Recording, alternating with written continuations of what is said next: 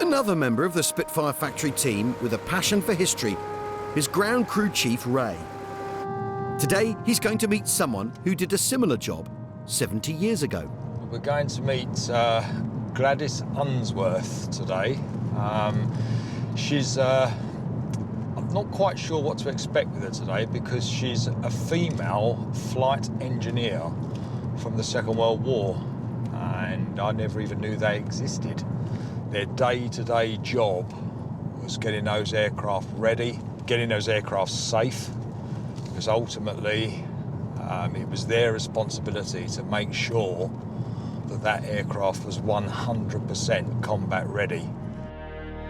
During World War II, over 250,000 women joined the Women's Auxiliary Air Force. At first, they mainly worked as clerks, orderlies and drivers. But as the war progressed, many were trained for more skilled roles. Hello, Gladys. Hello, dear. Now 93, Gladys grew up in London and was 14 when war broke out. The reason I've come here, Gladys, is the job I do, I'm lucky enough to work around Spitfires. There is something very beautiful about that aircraft in the sky. She's got to be in the sky, though. Well, that's true. Otherwise, you're wiping oil off it, aren't you? And it's not so beautiful then, is it? But she's beautiful in the sky. Yeah, yeah. Well, especially when they tip it, so that you've got the clear sky behind the aircraft. Oh, she's my favourite. Is it?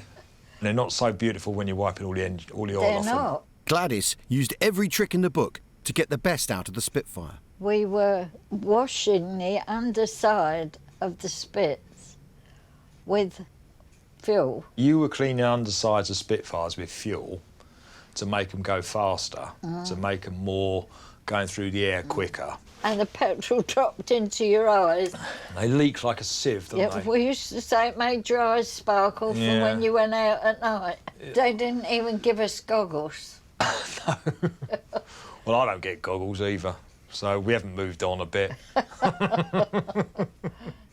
When Gladys was 18, the sewing factory where she worked was bombed, so she decided to join up. I went to join up to the Land Army. Right, yeah. They looked at me because I was so small and said no, and they took my mate. They didn't take me. So I went along and I thought, well, I'll do something, and a Dastra house came up and I walked in. All they asked me was, have I ever mended a bike? And you said yes, remember obviously. that? Yeah. That's what I wanted to do. So you could mend a bike, so you become a flight mechanic. So it's just like that. You just thought, like that. I'll go and I do went that. home and told my mum. I have to say, Gladys, I was looking at these photos and just rifling through. It's not hard to see who you are in that yeah. lot. It is most definitely. That's you. Yeah. And that's you, isn't it? Yeah. I think so. I've got to tell you, See. Gladys, you're a bit of a looker, actually. Oh, God, no. No, oh, God, yes, I think so. That's you. Yeah. See how little I am I compared can. to the others. No, I can. Yeah. So I'm going to take these back to my hangar because I'm going to go and see my engineers and my fitters and my flight engineers and whatever and say, guys, I've got to tell you, that's who used to work on the Spitfires. And I'd rather be working with someone like that than you lot. They're a bunch of gorillas. They really are. We used to go to work with a collar and tie on. You did. So that's another thing I'm going to talk to them about on Monday.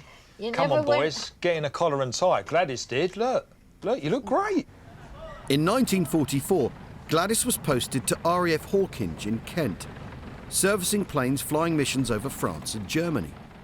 Were you doing checks? Checking that it was mechanically sound. Yes. So tyre pressures, things like that. Tyre pressures, yeah. What about things like brakes and hydraulic fluid and things like that? Did you get involved in checking any of that? No, because the men used to do it. Right. When you're saying that you were just there for the men, you know, I do think you're undervaluing what you were doing. Very likely. Yeah. We shouldn't. Just 3 miles from the coast, the base was being shelled from France. When we went to Hawkinge, was they were shelling. Actually, I think we had a shell. We were shelled the night I was posted there. They were shelling Dover, weren't they? Yeah. Dover and Folkestone. Yeah. So Yeah. obviously at Hawkins, you're right on Yeah. Folkestone there. Absolutely. So how did that feel? We were used to the bombing in London. So I suppose that was small fry then, was it? Being Yeah. shelled on the coast. Yeah. You should listen to yourself, Gladys. After the war, Gladys married an RAF engine fitter, hung up her overalls and started a family. Back at the hangar, Ray finds he is left with as many questions as answers. I think she very, very much downplayed her role as an aircraft mechanic. She almost sounds as if she didn't feel she was that important of a cog in the great big, in the whole mechanics of the whole thing. She wasn't peeling the potatoes, she wasn't handing out cups of tea, she was working on combat aircraft. You were more important, my love, than you ever make out to be, in my mind.